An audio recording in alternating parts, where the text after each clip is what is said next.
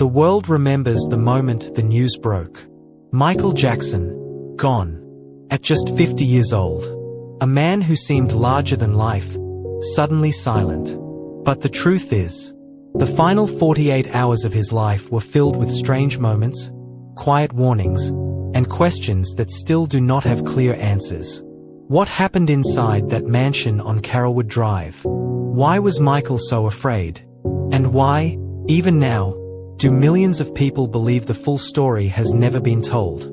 This is a look into his last 2 days, hour by hour, filled with emotion, tension, and mystery. In his last days, Michael Jackson looked tired, very thin, very stressed. People close to him said he barely slept. He was preparing for 50 shows in London, shows he believed could save his career or destroy it. But behind the rehearsals, behind the lights, something darker was happening. Michael told friends he felt watched. He said he felt unsafe. He said he trusted almost no one. He told one person, "They are trying to kill me." Was he speaking out of fear? Stress? Or did he know something we don't? Even today, no one truly knows what he meant. On the night before his death, Michael rehearsed at the Staples Center. Even exhausted, he gave everything. Witnesses say he was focused, almost too focused, as if he knew it was his last chance. He rehearsed Earth's Song with deep emotion.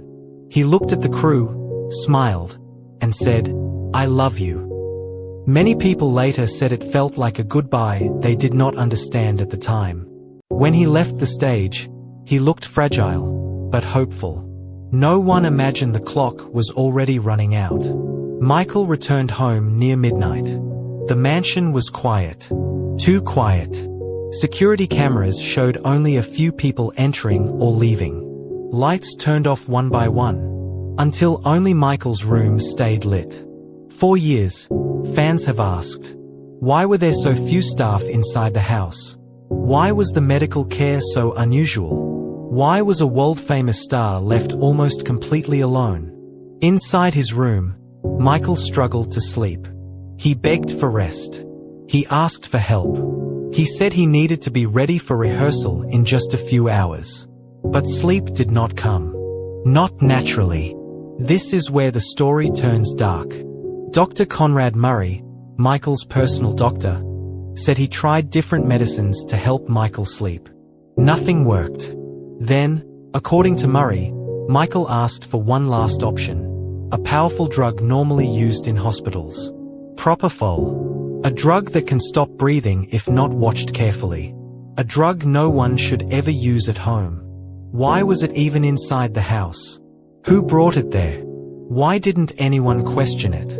These questions fuel many conspiracy theories even today. At around 1:30 a.m., Murray gave Michael more medication. Then more, and more. And sometime in those hours, Michael stopped responding. The exact moment is still unclear. Records are incomplete. Times do not match. Calls were delayed. The confusion has led many to ask, was it an accident? Negligence? Or something deeper? No one can say for certain. When the emergency call was finally made, something strange happened. The caller didn't say Michael Jackson. He just said there was a man not breathing. Why hide his name? Why waste time? Paramedics arrived and saw a lifeless Michael Jackson on the floor. They worked on him for long minutes, but they knew he had been gone too long. Still, they tried. They rushed him to the hospital. Fans gathered outside, crying, praying, holding hands. Inside, doctors worked in silence. A quiet room. A still body. Machines that did nothing. And then, the announcement that broke the world. Michael Jackson, gone. The world cried. Millions felt the loss like a personal pain. But almost immediately, questions began. Why was Michael given hospital-grade drugs at home? Why were there delays in the timeline? Why did he feel unsafe in his final months? What did he mean when he said, "They are trying to kill me"?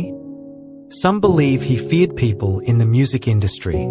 Others think he feared people in his own circle. Some say it was stress, not a clue. Others believe he was warning us. Even now, no one can agree. But one thing is certain.